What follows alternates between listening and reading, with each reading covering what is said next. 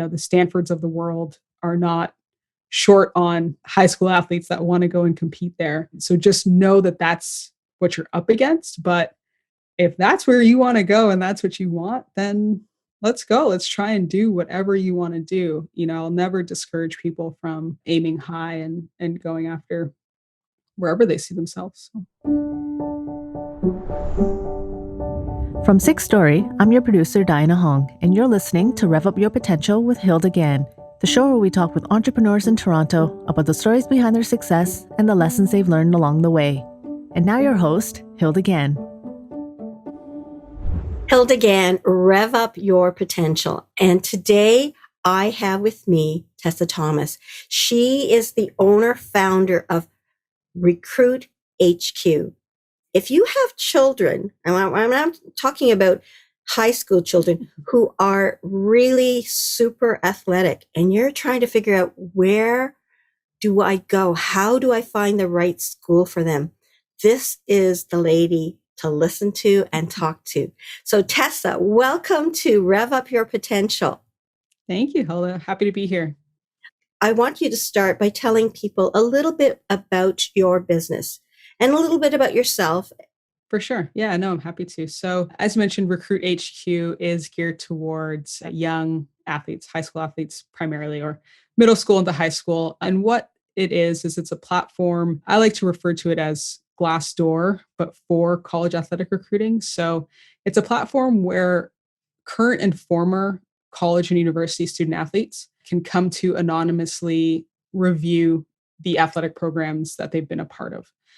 So if you're a young high school athlete or the parent of one, and you're not necessarily super well networked, or you're new to this, you've never done this before, it can be really difficult to understand what it's like to compete in your specific sport at a specific school. So for instance, to play lacrosse at Ohio State, or soccer at Winthrop, or field hockey at the University of Florida.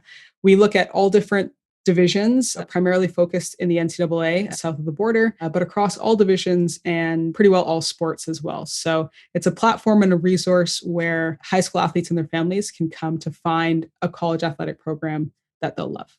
So are you listening, parents and athletes who really want to play at an elite level past high school, right?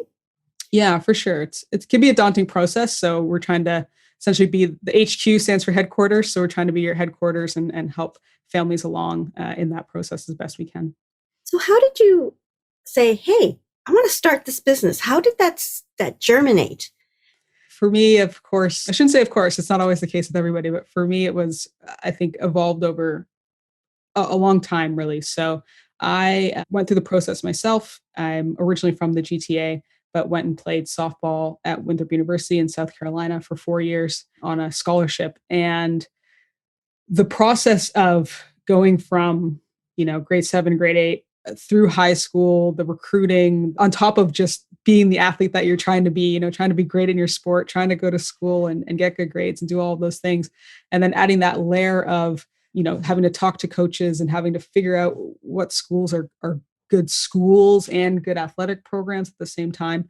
It's pretty overwhelming, and it's a very involved process. And so I went through it myself a while ago. I won't date myself too much, but it wasn't that recent. But what I did find was, even after some time away in talking with families and young athletes, I realized that a lot of things hadn't really changed. Families are still lost, not really sure where to start. It's really hard to connect with athletes that have been there before. There's kind of a big vacuum. You kind of go through this process. You might go down to school on scholarship, compete in your sport, and then you have a resource, actually, and a wealth of information from your experience as a student athlete that's gone through it, but there really isn't a platform to centralize that and to share it. And so really this idea was born out of that. And it just became something that I wish I had had when I was going through the process. So that was kind of the seed that spurred it. What you're saying is that for most people, at least in Canada, you can tell me if it's bigger than that. For most people, it was a do-it-yourself thing. You had to go and figure it out, find it, Google, make lots of calls or whatever to get that done. And so there was nothing. And you created a software that marries the people who've had that experience with the people that are searching to find the right fit for that school that they might want to go to. Yeah, exactly. That's exactly it. And I mean, there's always been, recruiting consultants, and there have been platforms that have been developed kind of more towards that side of things, where you might hire somebody on to help you one-on-one as a recruiting coach or consultant through the process. But where I also want to differentiate our platform is affordability and accessibility. And, for a lot of athletes and their families, it's a big ask to, have another $2,000 to $3,000 per year in consulting fees on top of your sport, your travel, all of the costs that are being incurred in that sense. So I really wanted to build something that was accessible to any athlete. If they don't have that support system financially to be able to go down the consulting road, they should still be able to find and access information and resources to help them on the recruiting journey. I mean, to start something like that, there is some capital outlay. Yeah. Yeah. When did you decide that I can make this a reality? Yeah, for sure. And to what you're saying, capital costs. I mean, everything that I do, I try to be super lean with out the gates. And so, I think you used the word bootstrap earlier, yes, right? yes, Like literally bootstrap this. Yes, exactly. And to be able to do that meant that I had to do a lot of learning myself. And so previous to Recruit HQ, had started a couple of different things, just smaller kind of projects using what's now referred to as no code or low code tools. And so leading up to, Recruit HQ developing as an idea and, how would I build this? It became also a journey of learning new platforms and learning new skills to be able to develop it on my own, to be honest, because I didn't have the capital to hire, developers or to go down that road. And also, the idea hadn't really been proved out yet, and didn't want to, go into all those costs without having something there. The most basic first version, actually, the MVP or minimum viable product of Recruit HQ was actually just a type form. It was just a survey embedded in the website to see if former college athletes would be willing to share their experience. Because if nobody was willing to share, then the platform really wouldn't exist. And so just from that, kind of basic starting spot, that's where we started from. And that gave me some time to learn how to develop the other components of the platform, the database of reviews, being able to filter and sort and have users have a login and a portal and all of those things. But to be honest, it's also good timing because no code and low code has kind of skyrocketed in the last 18 to 24 months in terms of platforms that can give really anybody these kind of superpowers to be able to develop things on their own. So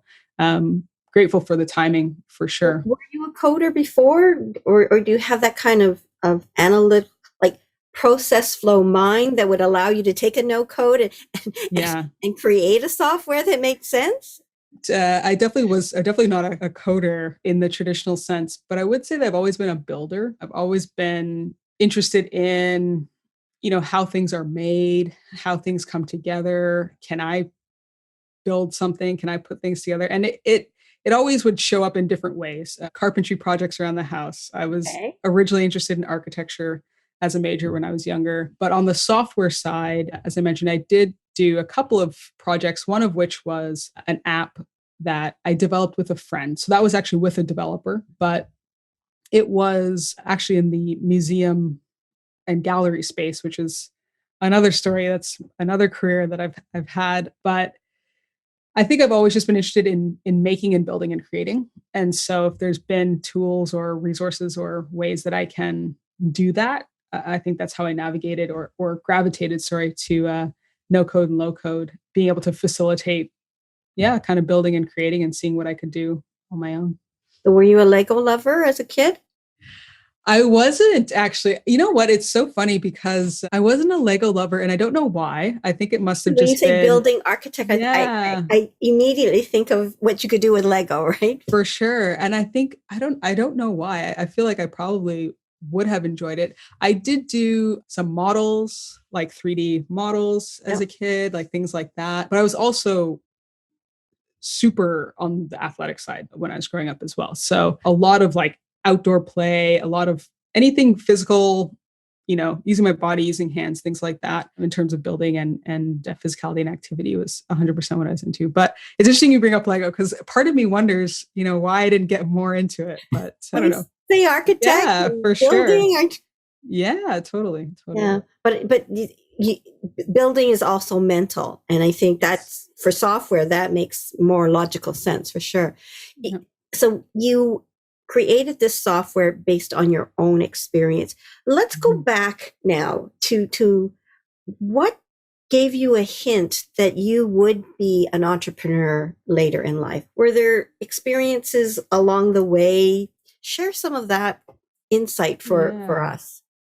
I think I'm still figuring that out a little bit myself, but I think it's really about being honest with yourself. What are you interested in? And to me, what became very kind of clear a few years ago was that in my spare time, I was listening to entrepreneurial podcasts. I was reading business books. I was doing, all those deep dives. And so I think, I'll go back in a second, but just within the last few years, it was acknowledging where my interests were more than anything. But if I do look back, in terms of upbringing, my dad was an entrepreneur. My mom is more on the conservative side. I worked in the provincial government for 40 years. And so I kind of have two very different Did your dad kind of models. What business did your dad do? Import and export. Okay. Yeah. It's interesting because as a kid, you don't really know necessarily what influences are rubbing off on you in certain ways. But what I've always known is that even from a young age, and I was speaking with a friend about this not long ago, is that I've never been very good with a very regimented schedule day in and day out. A 9 to 5, Monday to Friday, like super kind of clear and set. And it's not to say that entrepreneurs don't keep that schedule. Certainly, many of them do. But I know for myself, even from a young age with sports, I was never in school all the time. You'd miss school for games. You'd have practices. You're kind of always keeping this very kind of different schedule and almost beating to your own drum a little bit. And so in looking back, I think that when, the time came after graduating at university and things like that and settling into more of that 9 to 5 schedule, it immediately didn't feel right to me. And so I think at that point it became, a multi-year journey into finding what did feel right. And entrepreneurship has fit that spot for me. Did you do some kind of entrepreneur things during high school, university? Not particularly, actually, not really. I'm trying to think back. High school and university were pretty well athletic focused. Yeah, for me. Thinking that aloud in my mind. Yeah. Yeah, it was definitely in university. There just didn't become a lot of time for other things. But so tell me about your athletic journey then, because this is obviously giving you the passion and the drive to help others. So share some of that obviously results in, I have to help other people do this because I know what it was like. And I'm not just talking the entrepreneur side. It's the discipline. It's getting to that elite level. Share some of that.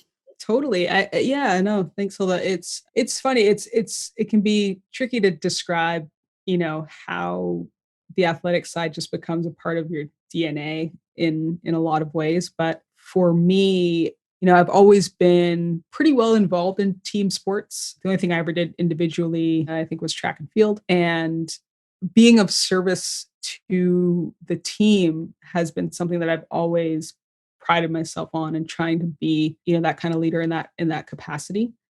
From the athletic side, I think what has come out as well is just there's so much work and dedication, what you're saying, and commitment that has to go into that. And it's hard enough to do all those things when kind of everything's working or the stars are aligned. But then to add these layers on top, to add maybe a high school student maybe they have to work, right? They need an income, or, maybe they have to work in university, or maybe they have to layer on all these recruiting activities on top of what they're doing. And so coming from the experience of, knowing what it takes to get to the elite level and knowing the support system that I had. My mom was super supportive. My brother, I had really supportive coaches who were still a bit green on the recruiting side, but they were doing the best they could to give us the opportunities. And so, from the athletic side, knowing what it takes to get there and knowing that you need other people, it really is always, a support system and a network that gets these athletes to where they are. They'll all talk about it, but you don't necessarily always see it. Knowing that, I think with Recruit HQ, it's a big part of it as well. It's just trying to, be that support system in some way for other athletes going through it and other families. Do you find that there are different mentalities of athletes, and the right coach can make you really build that potential? The wrong coach could just deflate your ego and make you quit. Did you have any experiences of the good and the bad in terms of coach matching for you? Yeah, for sure. No, that's an interesting question. And it's 100%. That's true, my right? HR With the hat. coach, it's right on point, because the player coach fit, right, can be, it's going to be just as important as any other team or school or any kind of dynamic. I grew up with very, I guess you say, old school kind of coaches. A lot of other players since, you might not have gelled particularly well with the coaches that, that I've had in the past for different reasons. And it does have a major impact on the athlete and their, success in the sport. Yeah, you definitely do see it. You definitely see it. For me, I think it's always worked out for me, because I've always known or felt that those coaches have my best interests at heart. The delivery and the communication is going to vary wildly from person to person, coach to coach, 1,000%. And that is for sure where it gets tricky, right? Because communication styles are what people are going to respond to, and so I think for me, the only time I can even think of where I had that kind of reservation with a coach, it was clarified, it was cleared up so quickly. And it was because in that conversation, I realized, oh, he's 100% here for my success, right? And it's just delivery. And so, can you adapt to somebody's communication style is really what it becomes. So, but to what you're saying, it's definitely a part of it. And I think it speaks to two things, whether, it's a coach relationship or even at work, is building trust. And when you know that somebody cares for you, it's best interest, that's one thing. And sometimes the delivery, if it's not as, on point as it could be, having that trust, having that relationship, and ironing that out so that there is a more respectful relationship that's based on trust and communication, continuing to keep those lines of communication open. Yeah. So thanks for sharing that with us. What did you get your degree in, by the way? I know you spent most of the time on the field, but what was what were you doing when you weren't being, on the field? What were you Yeah, for sure. So this is what opens up that door to my previous career, essentially, is that I studied art history and chemistry. So what an interesting combination. Yeah. I was an art history major with a chem minor, which is very unusual. And it is because I went into the field of art conservation.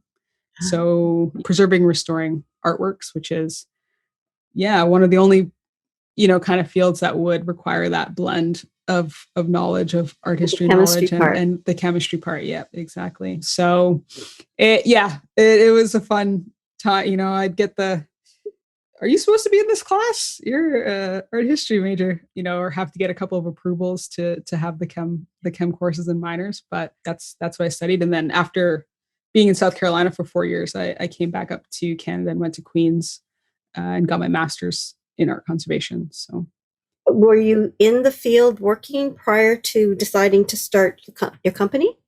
Yep, that's exactly it. So for just under 10 years, actually, I was in the conservation field as a paper conservator. So I specialized in works of art on paper, prints, drawings, archival materials. And it's I won't I won't say anything, it just didn't end up being the fit for me moving forward, but it's a fantastic career. It's super interesting. I think anyone who's seen, the night at the museum or, the idea of being behind the scenes in these cultural institutions is very fun for most folks. So there's a lot there. And it is, super rewarding in being able to be honest, preserve cultural heritage for the next generation or generations to come. It's really important work. I was able to work in, Toronto, New York, London, Sydney at really great spots and places with really amazing people. So it's a super niche field, but it's full of really, really amazing people doing fantastic work. I'm thinking fast forward to your current company.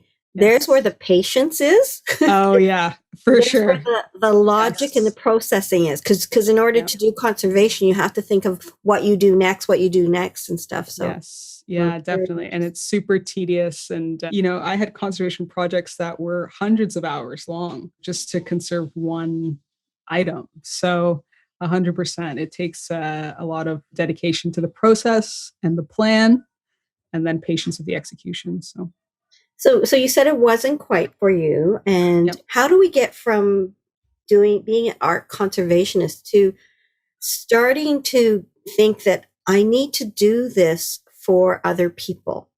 I Right. think you sort of said, I found that 10 years later or 10 years or whatever later, that parents were still asking the same questions and going through the same things that I had to go through. Yeah. Yeah. Definitely. I mean, for me, art conservation, was my main career, but I was always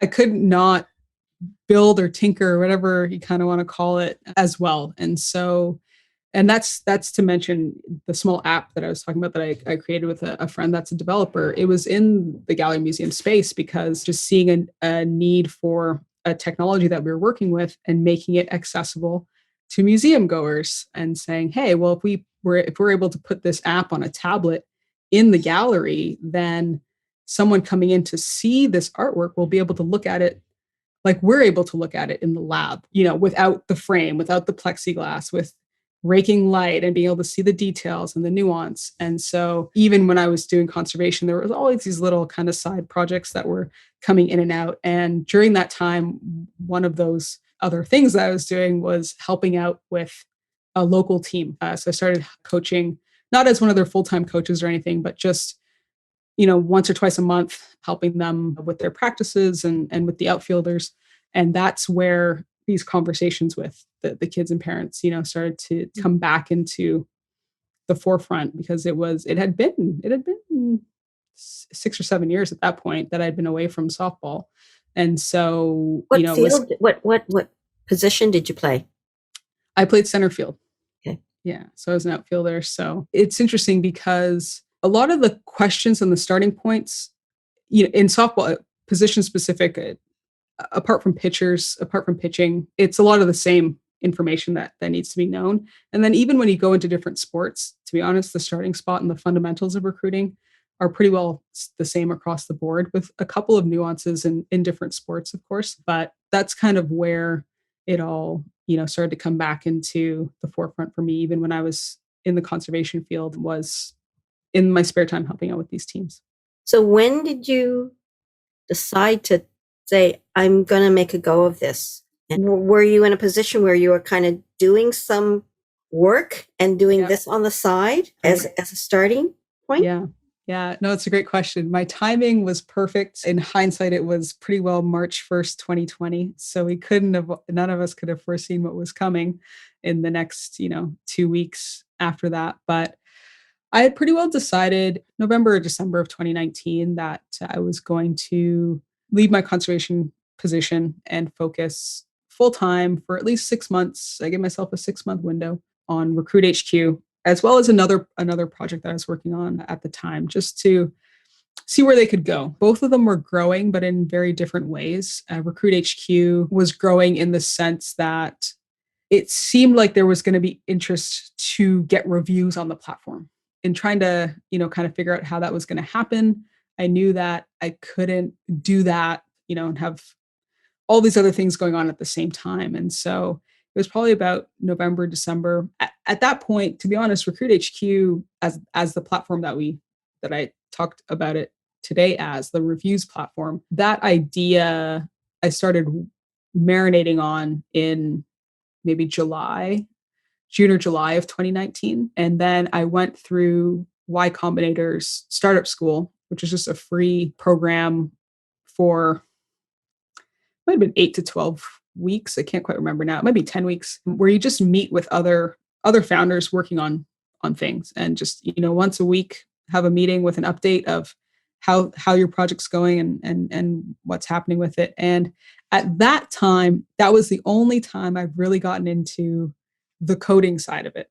So at that time, I also was doing an iOS development course at a brain station here in Toronto. So I thought, you know what?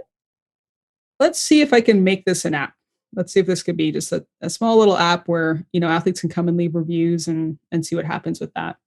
And yeah, that was essentially the start of it. And I think what really propelled me to make the leap was I went through startup school, and then, Y Combinator had their applications open for their winter cohort in September, and I applied and I made it through to the interview process. And for me, that was like crazy, like just pretty wild, because this is, one of the biggest incubators or accelerators in the world. Airbnb, Dropbox, Webflow. I mean, the companies that have come out of there are pretty amazing. And to think that, my application with this kind of seed of an idea, a very basic mobile app, a solo non-technical founder was able to get through to kind of the interview process, and not even into the cohort. I didn't make it that far, but even getting through to the interviews, I think gave me the push to say, you know what, maybe I could try this and see how far we can go with it. And to what I was saying, kind of earlier, it's just what I was doing all the time. If I wasn't, at my conservation job, I was totally focused on, entrepreneurship, business, and how we could, start to make this app and platform grow. So the decision came around November, December, and then I left conservation at the end of February. And then 3 weeks later, 2 weeks later, the whole world, kind of stopped moving for a bit, or still partially. So yeah, that was kind of the journey. So two things come to mind when I'm hearing you say this. Is number one, you really disciplined yourself to keep moving forward steadily. Mm-hmm. You're telling me these incubators that you applied for, not thinking, not kind of saying, oh, well, maybe, I should do this first. You just went for it. And, as you say, what you got at the interview stage where success stories like Airbnb were there. Mm-hmm. So that's almost a higher level of, I'm going to go for this rather than, let's just call our local business entrepreneur support in my local area. You decided what are those influential things that are going to help me raise the bar. So I think it speaks to you as that disciplined, athletic person, and I hear courage. I hear the ability to go forward and take risks. Yeah. How do you do that? How do you not have days when you doubt that, or thinking, what am I doing here? Oh yeah, no, for sure. Well, I think for me, I think that is probably where the athletic side comes through more than anything, is just the consistency and not selling yourself short. I've always been an optimist. I'm always in the camp of, that famous quote, I think it's Gretzky, but you miss 100% of the shots that you don't take, right? And I think, as an athlete, that's a little bit easier to internalize because you can physically, do the reps and do the work and go to the gym and lift and do the batting practice and do the thing. And so for me, I think what entrepreneurship has done is it's been my way of doing that, but in a business. So it's the daily reps, if you will, is just, what can I do today to move this, one step forward or one step further along? And in terms of, shooting for things that are lofty, I just am in the camp of why not? Because the way I see it is that it's like a fork in the road. And if you don't go down that avenue, you already know the answer. The answer's no, I didn't take that chance. But if you do, you just never know what can happen. And, potentially just people you can meet or the courage it can give you to do something else, I think is super important. And so I am always in the camp of, aim as high as you possibly can. Why not? I was saying this to my partner the other day, but there's the other saying that's just, why not you? Why not me? Why not? Mm-hmm. It's really, there's no real good reason. So that's, the camp that I'm in. And it does factor in, with the recruiting side as well, which is that I always tell athletes, you do have to understand the landscape of opportunities. Some of these programs are super oversubscribed. They have really great athletes knocking their door down, trying to go play there. The Stanfords of the world are not short on high school athletes that want to go and compete there. So just know that that's what you're up against. But if that's where you want to go and that's what you want, then let's go. Let's try and do whatever you want to do. I'll never discourage people from aiming high and going after wherever they see themselves. So you've taken us now to COVID-19. You decided that goodbye to the art world, conservation world, and I'm doing this. Wow. What are some of those challenges that you faced, and how did you deal with those? In hindsight, I think it actually propelled quite a bit of our growth early on with reviews on the platform because so up until that point, I was struggling to find a channel to connect with former college athletes just to ask them if they would want to share their experience. Yeah. How do you find them? How do you find them? Yeah. It's like, how do you find them? They don't know me. If I send them a direct message on Instagram or Twitter or something like that, or Facebook, they'll probably never see it. It was very challenging. And it was really just at the beginning of March that I found that LinkedIn ended up being pretty well the best channel. And so with COVID-19 in those first few weeks, because so many people were at home, there was a couple of weeks there where, everyone was at home, but didn't necessarily have the infrastructure to work from home.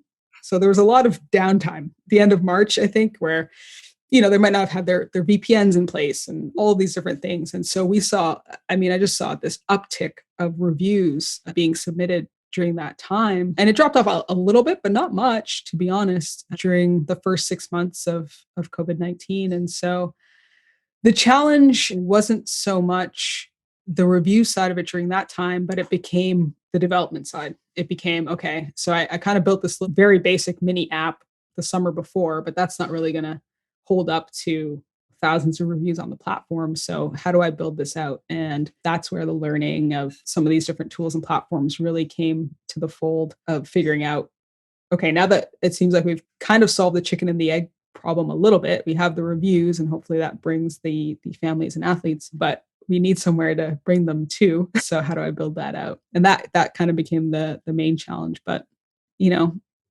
didn't know, just didn't see that coming, of course. And of course as well, it threw a big wrench in sport just in general. Yeah, for sure. With everything else, of course, there was a challenge on that side of things because you have young athletes who are they're trying to be seen by coaches, but they can't go to these tournaments because they can't cross the border. The recruiting classes kind of ended up in a double cohort because the NCAA approved an extra year of eligibility for the college athletes that were affected because the spring sports all got canceled last year. So it definitely, from the recruiting side of just having to be up to speed with what was going on, that was definitely a challenge as well. And it still is because it's changing all the time. They just made an announcement yesterday, not to get into the weeds a little bit, but because it's still that ripple effect and how it's affecting recruiting. So those are some of the main challenges that have come out of the last year. Yeah, sometimes you forget because now you can watch sports, on TV. But then when you see the close-ups, you see that they're cardboard figures that are watching exactly the thing and going, yeah. Right. Yeah, exactly. And that's at the professional level, right? At the amateur, kind of grassroots level, it was a mess in a lot of ways. So, yeah. In terms of financing, were you able to take advantage of some government financing, or did you go through banks, or how did you find the money to keep you afloat during this COVID time?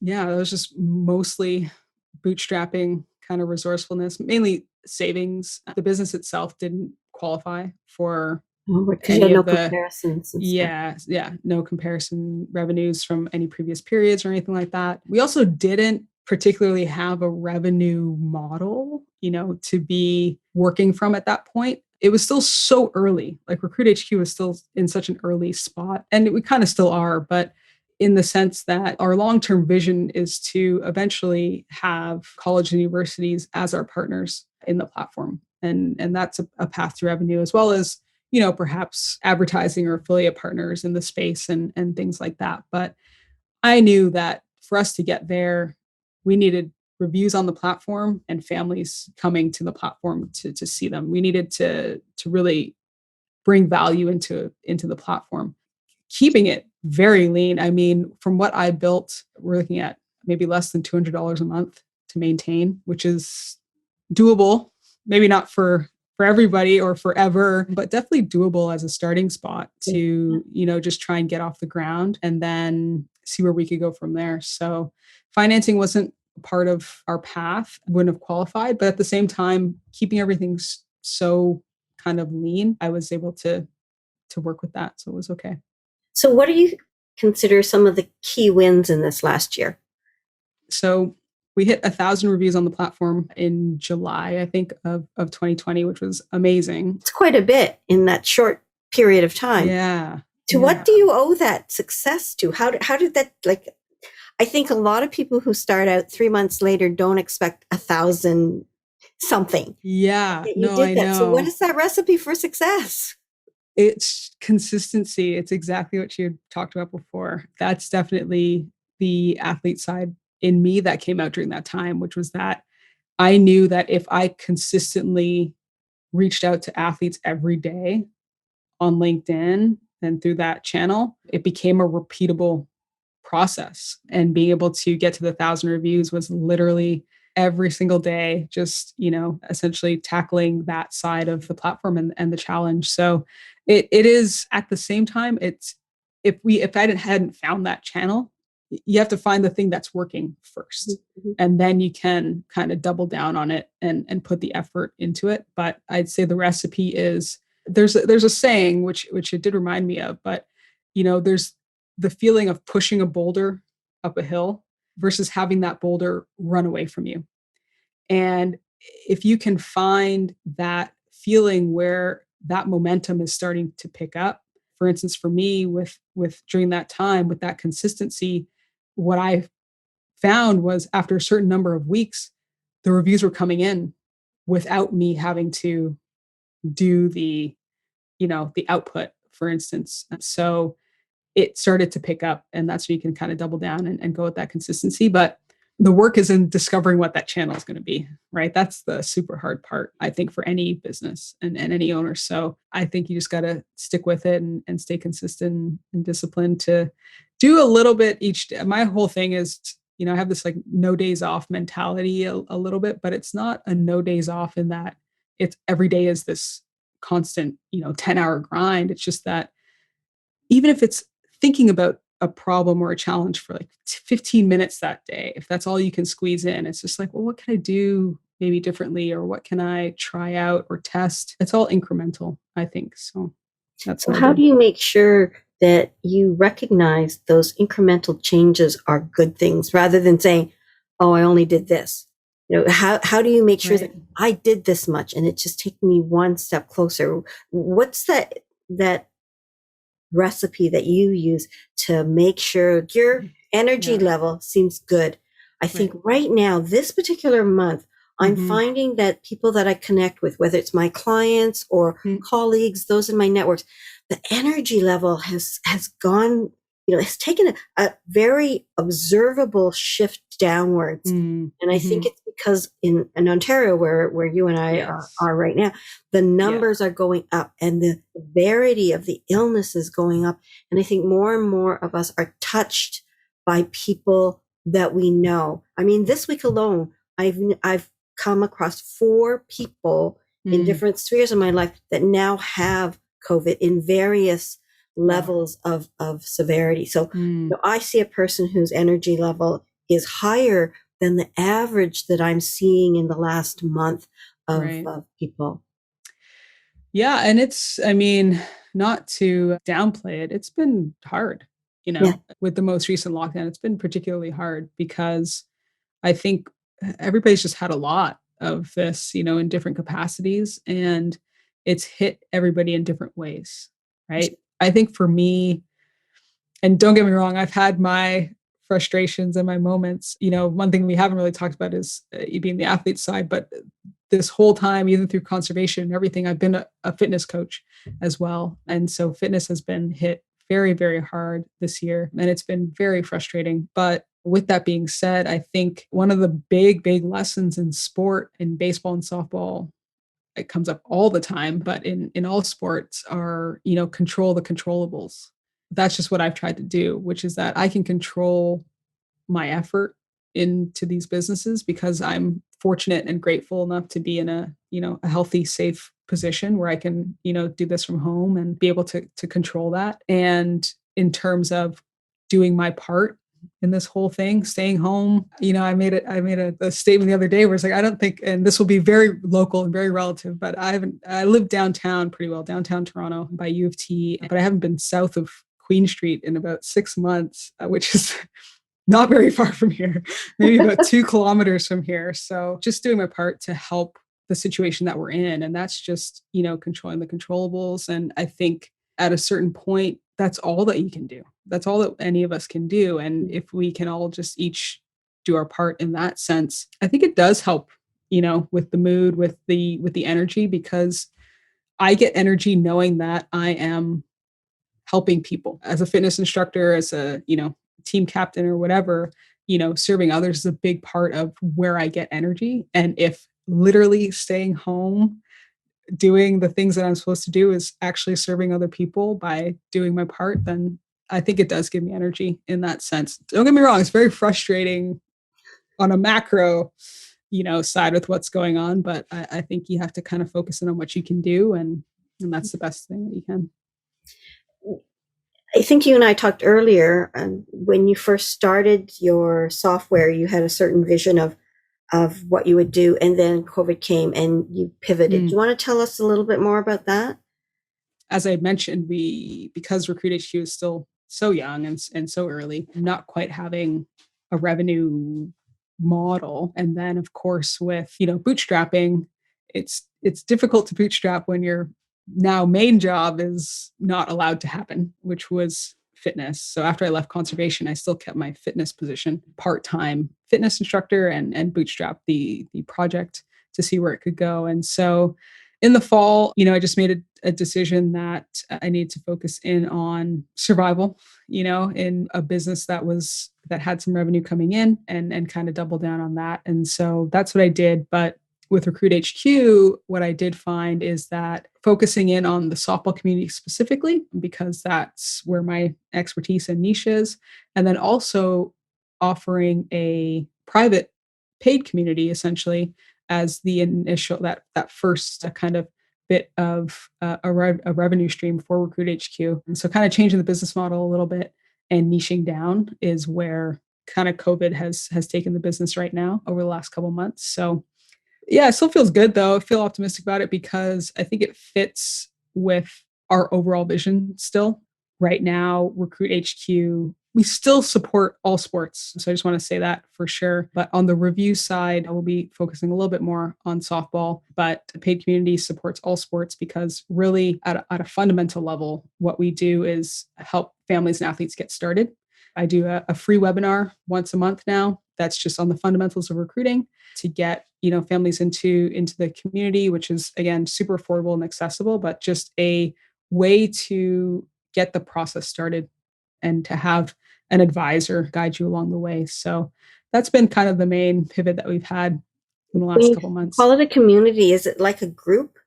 Yeah, so it's a group. People can go to, parents, athletes, to learn how to really navigate the ability to find the right school or get a scholarship. Yeah, for for sure. And their yeah, stuff. and exactly. And it's navigate and also have, like, I give out homework, I give out, like, resources and things to do, because a lot of it just gets deprioritized, Mhm, mhm. with Yeah. life that's going on. And so before you know it, another 6 months has gone by or another year has gone by, and you still, these kind of key recruiting activities still haven't been done. And the thing about the recruiting process is that ideally it starts early and it's consistent. And it's, certain things that you're doing each year from grade 7 or grade 8 all the way through grade 12. So it's a multi-year So you're even process. teaching them, if you've got your eyes on this and you're really good, this is how you should be building towards that Exactly. goal of getting into a good school, good program, good athletic program too, Exactly. right? Not just, Yes. yeah. Yeah, all sides So, of it so much because intricacy yeah. that parents just don't know. I remember when, I was working at the hospital and colleagues would say, yeah, I've got a daughter who's really keen Mhm. on volleyball. I Yeah. don't know where to go, or we're spending the weekend flying here, we're spending another week Yes. flying here, Yeah. but always on a learning curve and not having Yeah. anybody to kind of give them what you're offering, right? Yeah. Yeah, just that guidance and super objective, right? I think as well what happens is parents and athletes and kids, especially on teams, you can get caught up in all sorts of dynamics, team dynamics that can be at play, and coaches often just don't have the time. If you have 15 or 16 athletes on your team to then become a recruiting advisor for all of them on top of all your coaching, and pretty well all these coaches are doing this on a volunteer basis as well. They have their full-time Sure. jobs and Yeah. lives. It's a lot to handle. And so I think what we provide in being a headquarters per se is that we're here for you through the journey. And so that means that what I try and instill is there's a certain cadence to this. There's certain recruiting activities that you want to try and tackle. If you're talking about grade 7 and grade 8, it's different compared to if you're in grade 11 or grade 12. It's a full journey. And so we're here to support that. And if that means every week or 2 weeks, I'm saying, hey, have you done this yet? You got to do this. This is where you're at. Like, let's, keep moving things along. I And like it's how you're actually, saying that with a smile as opposed to, have you done this yet? no, yeah, and it's usually not me saying that. It's usually the parents saying, "Okay, what do we do next?" Yeah. Right? Like, what do we do next? And let's keep following up. But having somebody to follow up with means that those things tend to happen. Whereas without, I think, an advisor in some capacity or somebody to keep that cadence, easily 3 or 6 months can go by with no activity. And I'm not saying that that's a make or break scenario, but it is the type of process where there can be setbacks, if you're not kind of staying on top of things regularly. So Tessa, what's next for you Yeah. for, Recruit HQ? Yeah, for sure. So what's next is definitely focusing in on our group, our community that we started up in January. We have a podcast as well, so I'm super excited about that. The Recruit HQ podcast. We're just doing them in seasons or volumes. So the first volume is called Reflections, and it's just 4 conversations with former college student athletes about their recruiting experience and then their experiences in their programs. So we have soccer, a women's soccer athlete, and then men's football and lacrosse athletes as well. So very much looking forward to more of that, to creating a space for mainly former student athletes to share their experiences because it's so rich, the experiences that people have had. And just to give some context, we primarily focus on the NCAA, which is, US sports. Everything that we do, of course, being from Canada, we do also support U Sports system up here. But because my experience is more tailored to the NCAA, that's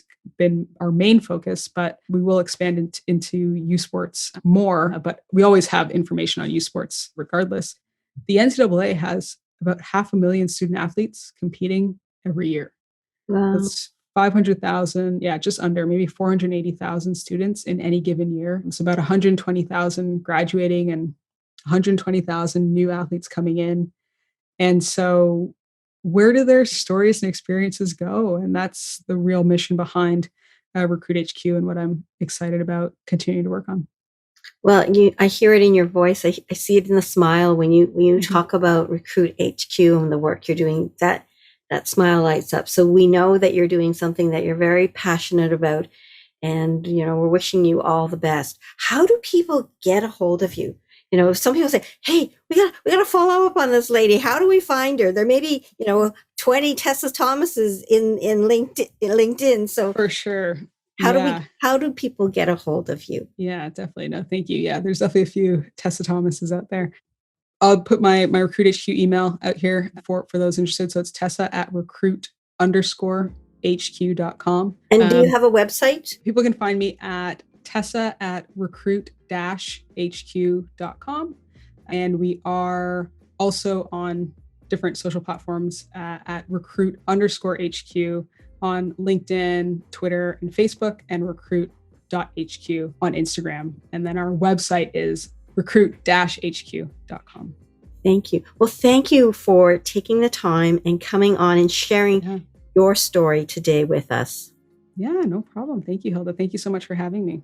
I'd like to thank as well my production team at Six Stories and my staff who helped me get these sessions together. So thanks to them. And then finally, thanks to you for taking the time to listen. And as I say, if you enjoy it, do subscribe and do look up some of these other amazing people that I get to talk to for and to get to know them. So thanks again, Tessa, for joining us today. Really appreciate you. Thank you. Yeah, thank you. Happy to be here. Thanks, everybody, and stay safe. It's a tough world out there, but we'll get through this. Stay safe. Thank you. Thank you. Thanks so much for joining us in this episode. If you're new to Rev Up Your Potential, please visit our website at www.revupyourpotential.ca. There you will find more podcast episodes, videos, and a growing collection of resources to help you rev up your potential. Thanks again for listening, and we'll see you next time.